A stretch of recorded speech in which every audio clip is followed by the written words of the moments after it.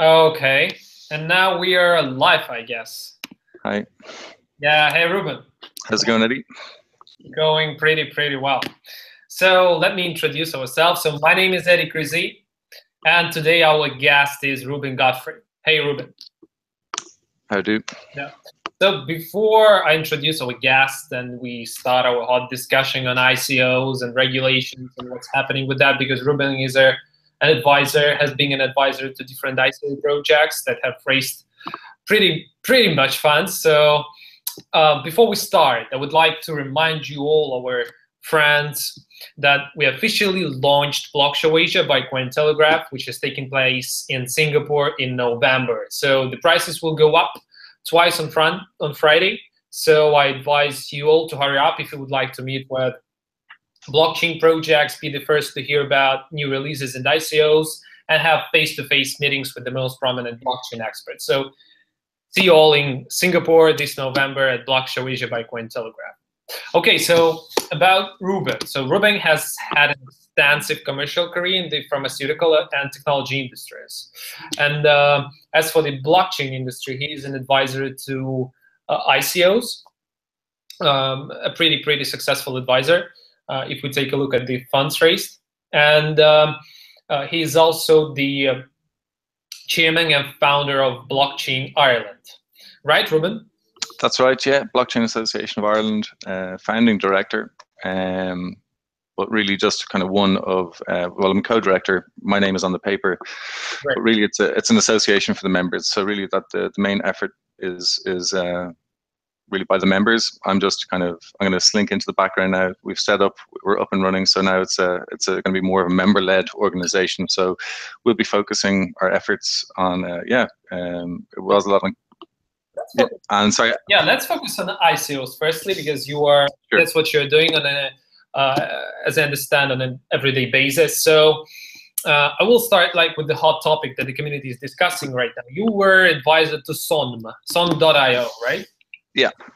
Okay. So SONM has collected pretty much money, like around $40 million, right? Yeah. So of course there are different problems with these ICOs going, right? But I would like to know your opinion on the SONM project and what is happening with their token now, because as I understand, it has gone down by around like 100 times. So for me, I'm not so deeply into SONM. I haven't made a very deep investigation. But I'm confident that for all of our viewers, it will be very interesting to understand if they support some projects, right? And then these projects, like the tokens, go up, but most of the investors, they do that to make profits. So what's happening with SONM now? What's with their token, and what's your opinion on that? My opinion, okay, so I mean, to clarify my position with SONM, I'm an outside advisor now. So I came onto the project shortly before the ICO was launched. I'd heard about the technology. I thought it was a fantastic technology. I looked into it more and more. And okay, so my background, as you said, is in the pharmaceutical industry, in the event side of it. Okay, so I'm periphery to it, but I understand the big trends that are dictating where the industry is going, where the big money is going to be, where the big research is going to be. So I have an understanding of that. I've also dealt with a hell of a lot of startups. I always sold, I mean, my background's in sales, in technology. I worked for major, well, the largest, one of the largest manufacturers in the world, right, Dell. So, I mean, I worked for them and I did frontline sales. So I've dealt with startups on a daily basis, hundreds and thousands of startups. I've looked at business models and projections and roadmaps, and I understand how long it takes for a project to get off the white paper, the planning stage, through production to execution to market, right? So there's a big stage. And then if you look at, say, drug discovery, which is actually interestingly a good use case for SONM if and when it gets to production phase, would be in drug discovery. So you talk about from drug discovery stage to market is about 7-8 years, right? So there's the idea that you can invest in something. Oh, there's another part of this as well. Is the token structure with SONM, right? So it's a ERC20 token, right? So that's share dividends is what you're going to be getting paid on. It doesn't behave like a cryptocurrency. So cryptocurrency purists, Bitcoin, Bitcoiners, early cryptocurrency investors, it doesn't behave. There is no necessity or there's no utility within the token, which perhaps that's a misstep. You know, people could say that you could have used. It could have been a bit more complex, and perhaps that would have held on to the price of the token for investors. But reality is that anyone that understood and looked at it and made a balanced investment, it's the same as any other business. Just because it's an ICO and it's using blockchain technology doesn't mean that it's behaves the same as Bitcoin or Ethereum or some other Dash or something that has a specific token utility. So I can't say. I mean, the project isn't going anywhere. They have the money, right? So they're working away. I was talking with the guys. I'm talking with them frequently. Planning on going over to Moscow in September, just to. I keep getting asked. I'm the one that's sort of saying, "Well, you work with SONM, so what's the story? Why is it?" And I'm like, "Well, I don't know what all the problem is. I think there's a lot of good value tokens on the market right now. So that's my opinion of it." So you think it's just for now it's undervalued? Nothing has changed. The only difference between pre-ICO and now is that they have $42 million with which to invest and produce the product. So it's still the question is, it's right now has falling down. You say that okay, it's because of that undervalue and it's an early stage. But do they absolutely for all those who are interested and who were supporters? Can you tell they are developing the product now, right? So the process is going on because these are the questions of different supporters, SONM and of other projects as well. Look, again, okay, so in this space, SONM was the first project I got involved in commercially as what you call an ICO investor. I don't. You look at my profile. I'm very transparent about where I come from, what I do, and what I've done. Right. When it comes to blockchain, I felt it was necessary for somebody to set up an association or a nonprofit. Now, I have experience setting up nonprofits, and I have experience and I have a good overview of blockchain. I'm not a coder. I'm not. So when it comes to the due diligence of me getting involved with SONM, my reputation is the only thing that I have in this industry, right? And it's important that for not just for me, but for Ireland and the whole blockchain community here, that I don't get involved in some project that I think is bad. Now, if I've done as much homework as I can with SONM, like I say, I speak to them regularly. I've run all the tech behind it makes sense when I've run it past people and I've read on so many forums about this, and I'm witnessing all those talks as well. When I do the digging and I see what's, I don't see anything to make me want to jump ship on this. If something happened that I came across something that I felt was untoward or is not as they are broadcasting, and I can't associate myself with it. But I'm sitting here talking to you, and as far as I know, the project is still steaming ahead. I think that the market got a bit of, they just don't understand what it is. So we're working on how to make that communication a bit better. It's a seismic. Imagine one day you're going from having a great business plan and with your friends and your colleagues and your team that you work together, and then suddenly it's like you have all the resources. It doesn't happen overnight, Okay, I got it. So the main idea here is that they have collected the money. They are working as a family, working hard, and let's see what goes next. Okay, yeah.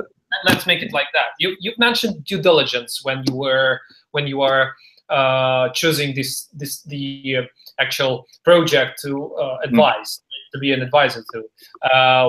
What is your due diligence for an ICO? Like maybe a list of things that you should do to choose an ICO, maybe an advisor or to support the ICO? The thing is changing day to day, right? So what you would have said a month ago would suddenly now send up red flags, right? So, so stuff is just falling into well, if there's no utility, every ICO should be judged on its own merits individually. There is no kind of this is right for everything in all cases. I'm seeing very creative, very innovative uses of ICOs just as fundraising, but then once you dig a bit and you start finding utility for the tokens, so people are very quickly kind of getting off just to having the ERC20 tokens and just having sort of dumb tokens. So that's changing already.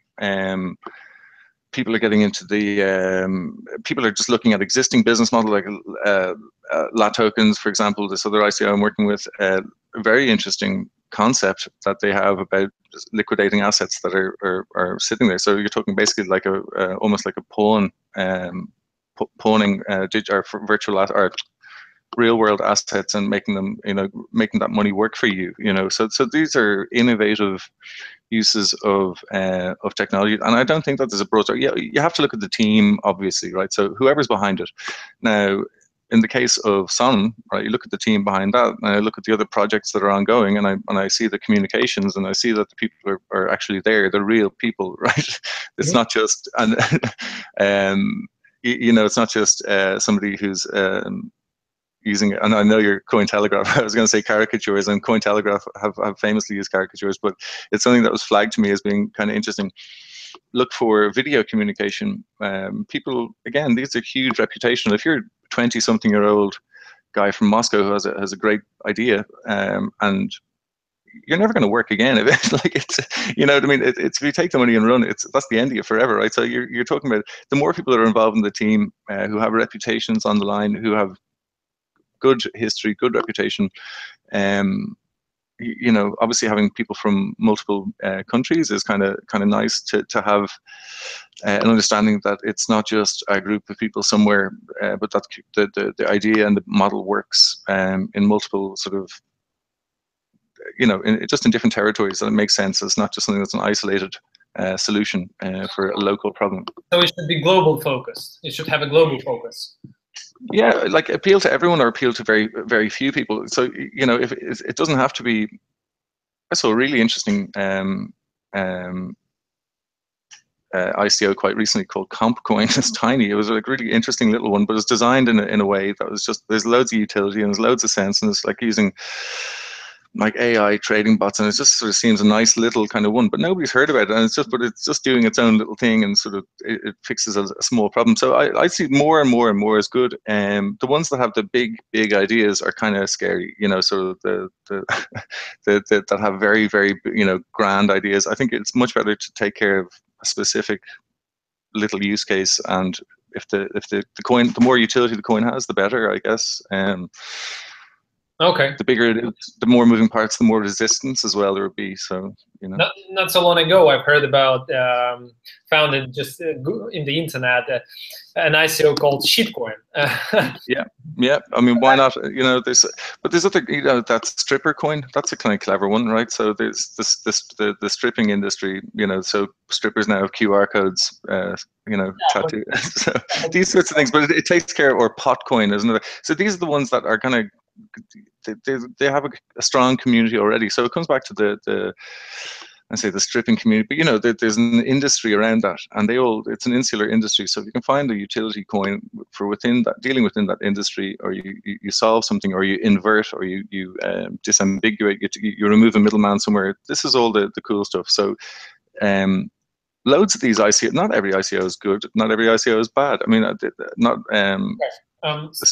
So I don't know if there's a kind of one rule fits all. You have to go into each one almost like it's the first time you've ever seen it, and there's nothing connecting most of them. There's very few similarities a lot of the time. So yeah, why I mentioned this shitcoin is just to give you an example of projects that have raised like a couple of thousands of dollars, really like tens of thousands, ultimately 20 or 30,000, but it has nothing. It's backed by nothing. It's just a shitcoin. So there was another useless Ethereum token, wasn't there one? I think it was just called useless Ethereum token.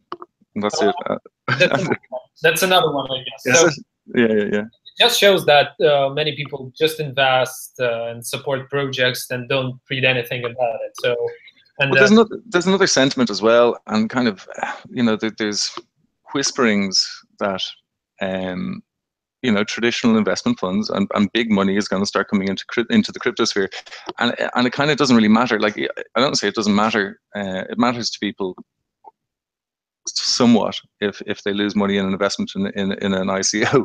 And I say that it's hard not to kind of be a little bit different thinking about money in the cryptosphere, and just sort of, so if I invest money into a startup and it doesn't work out, I'm not, I think it's all good. It's energy in the right place. Now, if one ICO fails, other ICOs will learn about what they did wrong, what the missteps were. But I think there's just an appetite to get involved from stagnant traditional investment. So we're going to start seeing some of the bigger more sort of old school investment kind of, I imagine, start coming into the space. So we'll see lots of there's going to be like a bushfire where all the bad projects will burn out, and then the good ones will be stronger, and then the regulators will know what to look at. So. Yeah, wholly agree. The market is developing, and more projects and big players are coming. So, continuing the discussion of ICOs. So, you've heard the latest SEC report on the ICOs, right? And not so long ago, I guess today or yesterday, Minority Authority of Singapore followed the SEC with their own report and statements. So, what's your opinion on that? How do you see the ICO regulation market for now, and what will be that in future? Well, because you are involved in actually having ICOs and creating ICOs, right? But I'm also involved in the. Oh, sorry, I missed you there. How does that look from inside all this process, and how will that influence the ICO market? Yeah, I think it can only be a good thing to have some sort of framework, and to have an understanding. I mean, it's great to have the kind of Wild West and everything kind of, but it's everyone wants a bit of stability.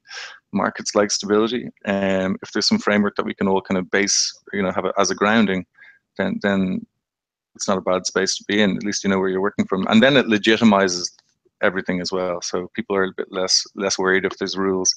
One of the issues is obviously about who's gonna regulate it. It's not even easy to get to kind of get any sort of. Well, so one of the other things is obviously in the blockchain association. I mean, through that side and the non-profit side, where I spend a lot of my activity. I'm also involved in the ISO TC 307, which is the international standards organization guidance for what blockchain technology actually is and how that's classified and what the standards will be. Mm-hmm. So I'm on the national mirror committee for that within Ireland. So I'm absolutely on board with being part of that conversation, but I think it's important to kind of see what's going on firsthand. I'm kind of interested to be involved with ICO projects because I get front row seat, right? So if I'm on an advisory board, I get to ask the questions of whoever I want that's involved in that project and get direct access to all the people who are actually active and playing in the space. And I've got a lot of, I think people who are first movers or early movers in the space deserve a lot of respect. It's when there's no regulation, these are the guys who are putting the necks out in the line to be the pioneers, and it is pioneering stuff. I mean, I'm not technical, I'm not a programmer, right? So I come into this with just my eyes and ears, and like I say, it's great to be part of the conversation, great to be on the front row to witness. So what's inside that conversation? So if it is regulation, so how will that come? How will that influence the future market, right, of the ICOs? I mean, this SEC and SFA and MAS. And you've said that you are involved in the process in Ireland, actually. So what's the process maybe there? Maybe there are some insights on that. Yeah, well, okay. So, I mean, I had a kind of off-the-record conversation with somebody in the Central Bank of Ireland last week. Europe is a kind of complex situation for this because the European Central Bank and then each individual nation's central bank as well.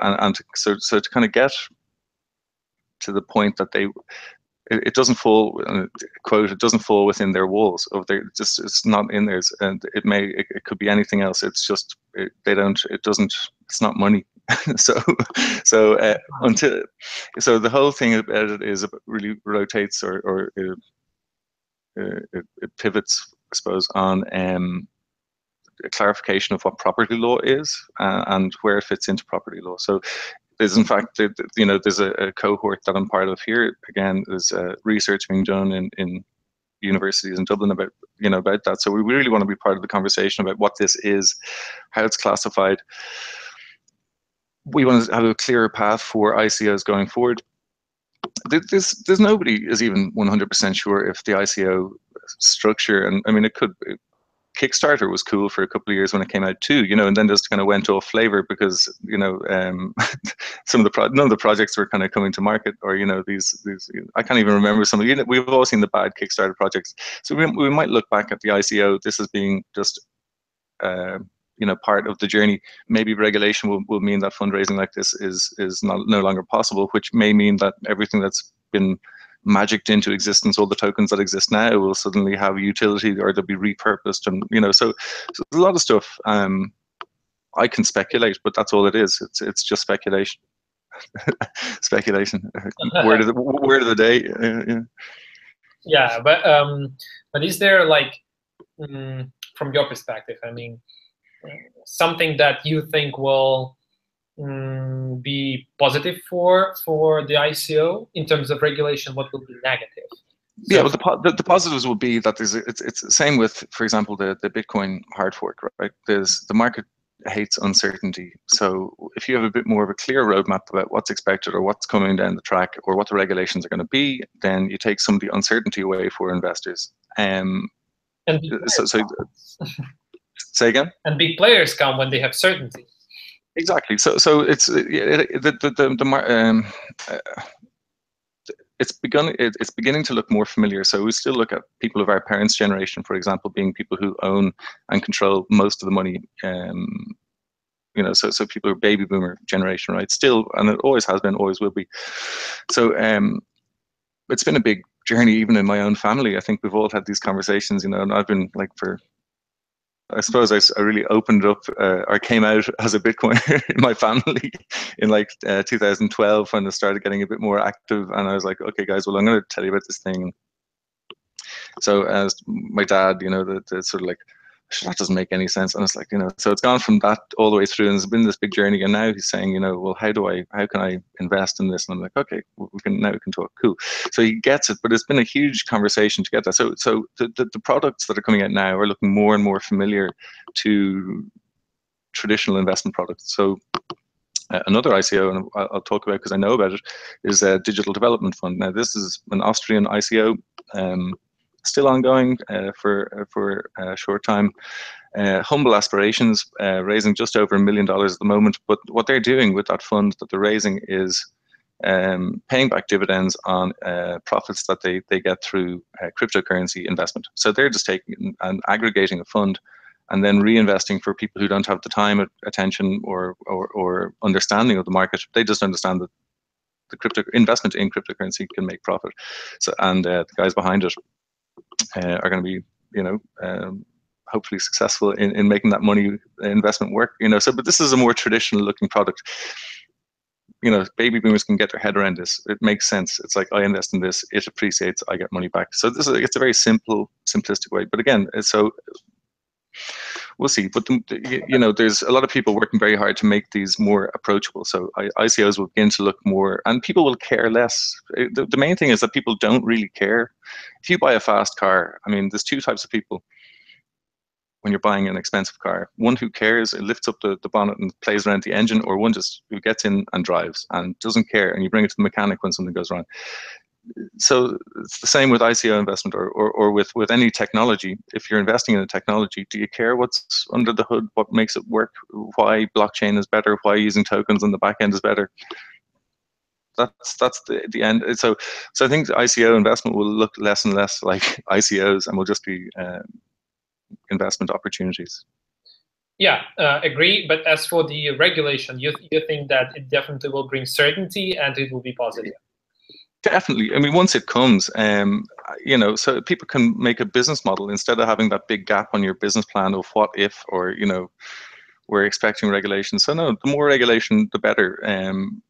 But I think it's going to be a while before we see some of the central banks, for example, coming out. They want to see everything burn first and then see what comes up, You've also said about this hard fork that with the hard fork or just like the scaling agreement, brings certainty to the market.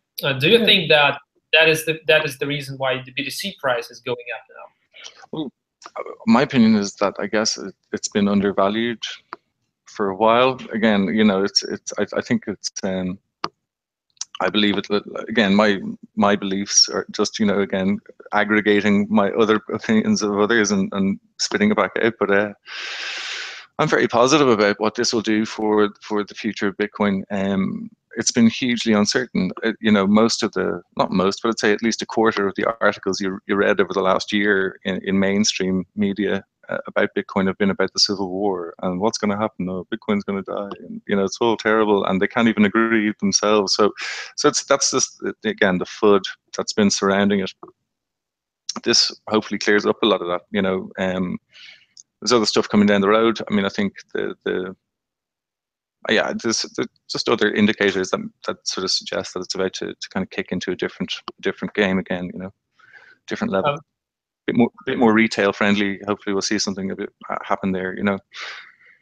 Yeah, personally, my opinion that Bitcoin will reach around 45, maybe 50K, and the market will be 1 trillion. What, this year? Oh, not this year, but maybe the next 3 years. I'm kind of the same opinion. I don't even know where to kind of draw the upper end of my expectation, right? So, my you know, if you think there's 21 million Bitcoin now, even if there's it took, say, 10% of all global wealth kind of went into Bitcoin, which is possible. Why not? You know, the one Bitcoin could be. I like saying this to people when people are asking me about it. If you have any sort of view, if you're looking out a window, to say all of this for 1 Bitcoin, you know what I mean, or everything within 1 kilometer of here you can buy when you have 1 Bitcoin. You know, so there's, but it's again, I think the other part of this as well, the big picture stuff, right? So this is all kind of an ugly adolescence, if you want, through Bitcoin's journey. I mean, my opinion, or my original opinion of Bitcoin and understanding, I guess, or my understanding of where it can get to is, like, where we're going, you don't need money. So it's like all these people trying to make money out of investments. It's kind of like short-sighted, and you don't really get it. You know, I'm not saying you don't get it, but it's like it's human nature, and it's gonna be a hard time that we're going to lose, or it's going to take us a long time to lose that sort of innate must make money out of this. The whole bigger picture about it is that it is a more egalitarian way to share the resources available to us. Now, if we start looking at the more, and this is coming back to the ICOs, the most successful ICOs, I believe, will be the ones that are most socially focused. So the ones that actually take care of a problem as opposed to make money for somebody. So this is the bigger picture stuff. I think as this all settles down, we'll understand that, and these are the ones that devs will want to get involved with. These are the ones that big institutional money will want to get involved with, because if there's a kind of win-win-win rather than just a, you know, one winner with the investment going up, you know, so the more utility, more social utility that tokens have, I believe that they'll be the stronger, more local coins, this sort of stuff, you know, these sorts of projects. Totally agree with the social focus, because like Bitcoin is not just a technology invention, right? It's also a social invention, because and all this scaling agreement is wholly focused on the social problems, right? So people don't like big commissions. People don't like that they wait for their Bitcoins for long. People don't like that they can't send little and micro transactions, so it can be used really widely in B2C market for now. So the whole scaling agreement is a social problem, which is solving today. Actually, today is the day when everything. Exactly. It's a historic moment. Great to share this historic day with you. Yeah, first, and I don't know, in 100 years, this date will be still in books. Yeah, we'll be on the blockchain. Yeah, we'll be on the blockchain. So yeah, no, I mean, I kind of say, whenever I kind of forget what this is all about, like I you know, watch that video of Roger Ver, you know, when he breaks down and he's talking about, you know, and it's like, you know, and there is still, I mean, that's what drew me to this in the first place. You know, I've had a huge existential journey getting to, you know, through the, do I join back into this system that I, you know, or how do we, you know, and it's a big step, I think, for anyone that's taking the plunge into the whole crypto sphere, that there is no way that, you know, what's the right thing to do, or, you know, you just have to keep doing what you believe is best, kind of keep going forward, keep having conversations, you know. I got what you mean. You mean that you mean this Roger Ver and Bitcoin Cash thing, and actually, what's your opinion on Bitcoin Cash? Because my opinion is that both, like the hard fork community and the SegWit community for scaling, right? They want it to be better. So the fact is that the hard fork was made, and the Bitcoin Cash will appear soon, or have already appeared. I don't know. And the SegWit is already going, right? Yeah, yeah. I mean, it's. We were voting for this or that, and at this very moment, both things are happening.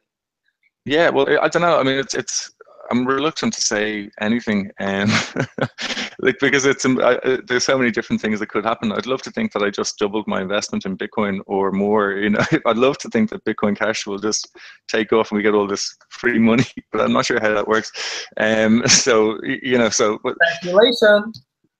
Exactly. Oh wow, perfect. I'm buying I'm going to Moscow. No. So I'd love to think that, you know, love stability, right? So either way, it kind of fulfills. If you have a business plan that's dependent on it being one way or the other, you know, now you've got a bit of focus, a bit of solidity. I think again, it can only be good. Looking at what happened with, say, it's not directly analogous, but Ethereum Classic is kind of an interesting one that people laughed at first and then realized, oh, okay, this can actually work, and it has this whole other utility. And so I don't think it's a bad thing. If it stops people, again, if it gives a bit of certainty, and nobody's going to lose out because of it. So personally, I also don't see anything. So most of my friends and community people and colleagues think that like Bitcoin Cash is something not so good, and they are against it. But personally, my opinion that, okay, let's see if it takes off. Why not? Why don't we have like two different things? Bitcoin will still be Bitcoin. It's like the gold. It's the gold of our new economy, right? So why not keep it as it is and have another Bitcoin Cash, as it BCC, as it's called now, that will drive the community as well. But that's just theory. That's just. Well, I think there's going to be an interesting bit of action in the coming days. I don't understand. Well, I'd love a bit of clarity on this. If anybody kind of has can kind of tell me why this isn't going to happen, I'd love to know. But if all this Bitcoin Cash is now magicked into existence, and there's some exchanges where you can exchange one for the other, is the price not going to go just absolutely crazy? I mean, just speculating or day trading on the two, and just, you know, are we not? That's my only. Maybe I'm missing something really sort of fundamental with that, but. So yeah, you're considering Bitcoin Cash for now is just as an speculative currency. Yeah, well, I think that if you can trade Bitcoin for Bitcoin Cash, and suddenly, like, if from what I understand, I mean, if I'm getting a load of this Bitcoin Cash now on top of what I own of Bitcoin, and I can trade the two of them off each other, then that's a bit dangerous. I can't understand how you know what I mean. I just, you know what I mean. It's fairly straightforward, kind of. You can just get when the fork is made, you can just get BCC. It's this BCC. Yeah. So you even personally, I will just keep that on the wallet. I don't. Yeah, yeah. I'm gonna wait for a while before I move anything, I think, really. So I'll be playing around with Ethereum and in the ICOs for the next while. That's what I'll be limit myself. Let's keep the Bitcoin not speculative. Let's just keep it and because as for speculation, as for investing in ICOs, please keep Ether. Exactly. Yeah. Okay. So as for Bitcoin and Bitcoin Cash, it's very interesting to see how it takes off. Personally, I think that maybe Bitcoin Cash will find its customer. Why not? Because like it's hugely focused on mass adoption and the B2C market with this 8 megabyte stuff. So personally, I will follow it very, very attentively. Will keep my BCC on the wallet, of course in a speculative manner. But anyway, for me, that's a new era, and I believe that Bitcoin Cash will drive Bitcoin up with all that's happening with Bitcoin Cash. So yeah, one of the last things that I would like to discuss with you, as you are involved in ICOs and you've been doing that with SONM, now you're doing that with different other people and companies.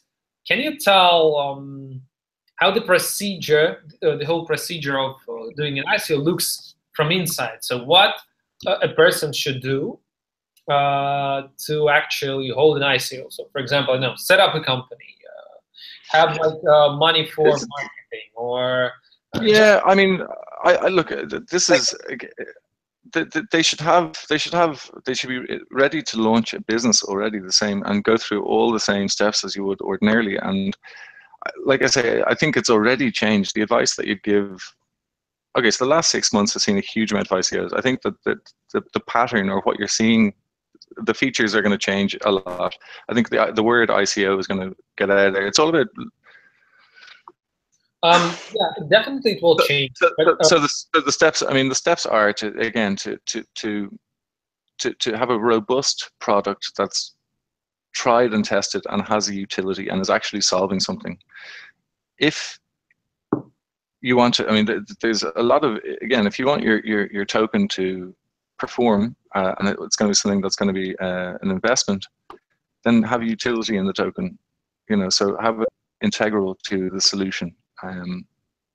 So it's actually solving something in itself, and it's not just a dividend token. That's huge. Yeah, and invite criticism. Invite as much criticism as you can, or as much peer review of your project as you can. And I think the more open source you are with everything, hide nothing. Make sure that you're prepared to hide nothing. Make sure that who you're dealing with on your team, that you've done your due diligence, and these aren't just the people that are closest to you, but these are the people who are the best able to do the job. It's the same with any business. A lot of the stuff I'd be saying to you is kind of would be just general business advice. How do you set up a business? I mean, like, what are some of the principles? So again, from the legal perspective, not to go to jail when doing an ICO. Yeah, well, get familiar with where you want to base your ICO. Depends on the geographic location. There's all sorts of different, it's not for me to sort of point out where they are, but there's global locations where are more, open-minded to this sort of investment.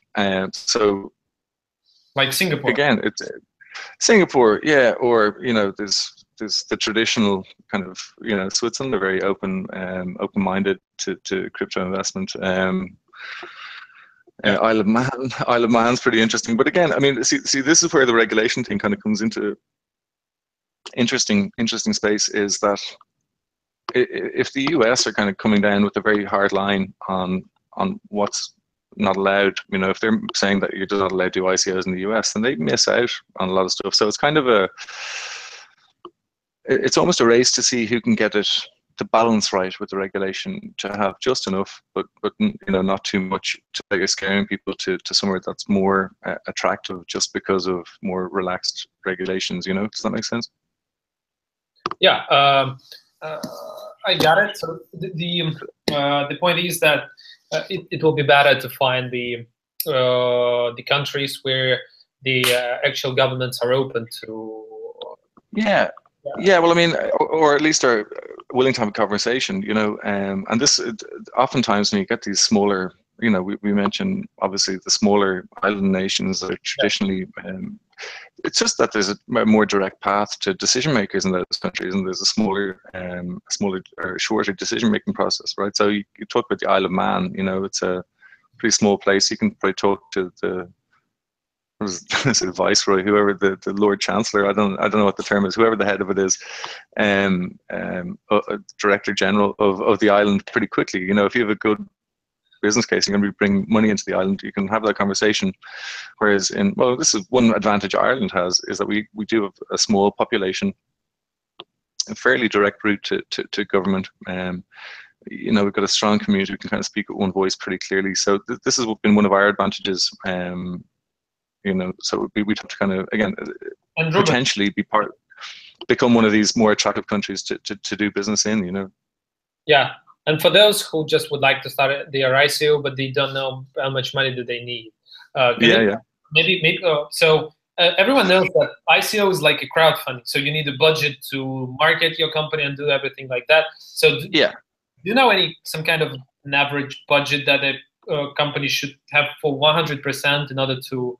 It's one of those how long is a piece of string questions, you know. So I've seen ICO being made up of very technically savvy teams. Say SONM, for example, like they got, you know, geniuses on that team.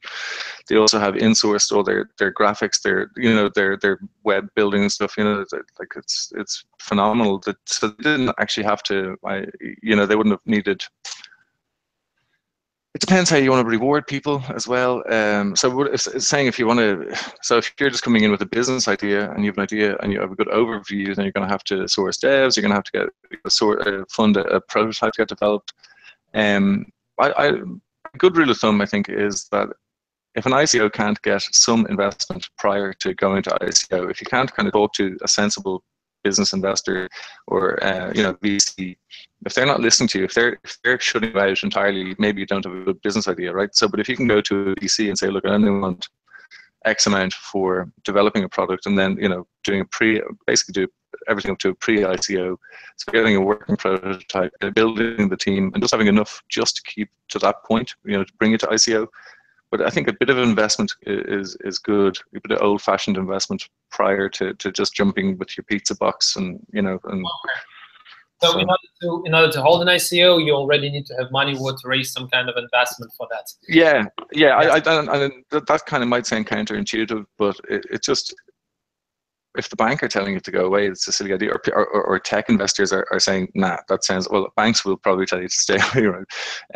But if VCs are saying that they don't want to hear you, or it's a terrible idea, or everyone you talk to is saying, no, I don't see how that can work, don't go ahead with it anyway. You know what I mean? Just back to the drawing board, burn off. There's loads of ideas out there. So just get the next idea. It's again, I'm a little bit, people analogize again with the sort of the .com boom, or with the app boom, where people just decided like, oh, it's going to be like, Tinder, but for your dog or whatever sort of thing. So you're going to see a lot of bad iterations of good successful ICOs, where people are going to go, oh, I'm going to do something of, the Ethereum of fucking, whatever it is, like bodybuilding or something. It just doesn't, it's not really a thing. So just don't be too precious about your idea. And if somebody else has an idea that's up and closer to going to launch, don't just sort of feel like you have to compete. Okay. I don't know. I mean, I think there should be lots of, and don't aim too big. I kind of think as well. It's not everyone can take over the world, but and not everyone can be a billionaire. So let's just kind of fix these little problems, and then we'll all get to all these little ICOs. Will fix all these little problems, and then it'll be a good place for us all. Yeah, in my opinion, in order to build something big and successful, you should think global. You should think really. But anyway, well, I mean, part of this as well is if you talk to anyone who's actually done that, the money is only the byproduct of the success, right? So doing the thing well should be the focus, not making money out of it. That will come, and it's kind of important to point that out. That I think people are being blinded by let's make money, So there's more to it than this. So. Okay. Yeah. To summarize it, you should have really a great product. You should think of bringing value and doing that well. You should have funds, or at least raise investments to hold an ICO, because it's not that cheap. If you don't, of course, have the community or something, just an idea, right? And so that's some kind of summarize. And again, most of it's the same sort of advice you give any startup business, So just think, we can't just reinvent the wheel. It can't just have a whole new, it has to look familiar, or else you scare people away from it. They have to understand what it is. Yeah. So if you meet all these requirements and you meet all of the points of the list, come to Reuben and ask him to be an advisor. Yeah, absolutely. Well, you got all my good stuff there. So if you're listening, don't bother. It's the old diminishing return. I'll charge you the next time and tell you the same stuff. So it's all like it's. I know. I'm just interested to be involved in any of these projects. And like I said to you early on, money is really not something that motivates me. it is interesting. It's fun to be part of the whole conversation. So, yeah, yeah, good to be on the show. Yeah, the last question, Reuben. One last question. Yeah, if you see Satoshi Nakamoto and you know he's Satoshi, what would you tell him? Craig. What? Craig, right? No, if the real any person, you see him and he says that I'm Satoshi Nakamoto and proves that, and you understand that he is Satoshi, what would you tell him? I tell him, I'd say go back into hiding. I think that this is one of these. Again, if you look at the sort of Vitalik as being the head of Ethereum, or whatever de facto figurehead of Ethereum, and it's all traceable back to him. With great power comes great responsibility. I think that this is Vitalik's going to be a very powerful man someday, and it's not necessarily something for everyone. So wherever Satoshi is, whoever they are, thanks for messing everything up in a good way. In a good way. Okay, thank you so much for being on the show. That was Reuben Godfrey, an advisor to an advisor to different ICOs like SONM, for example, which has raised like around $40 million. And before ending this show, so I would like to remind you about BlockShow Asia.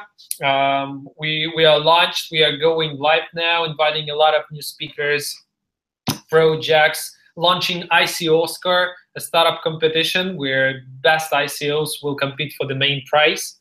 The current sponsor of this ICO Oscar is Waves platform. We are soon launching 4 meetups prior to the meetup, so follow us. And we are waiting for all of you in Singapore in November. And keep in mind that the prices will go up twice by Friday. So we are waiting for you guys in Singapore, and I would love to personally meet you all there. That was Eric Rizzi. Reuben Godfrey today was with us, speaking about the BTC price, ICO regulation, and the procedure of holding an ICO. See you all, guys. Thank you. See ya, and bye-bye.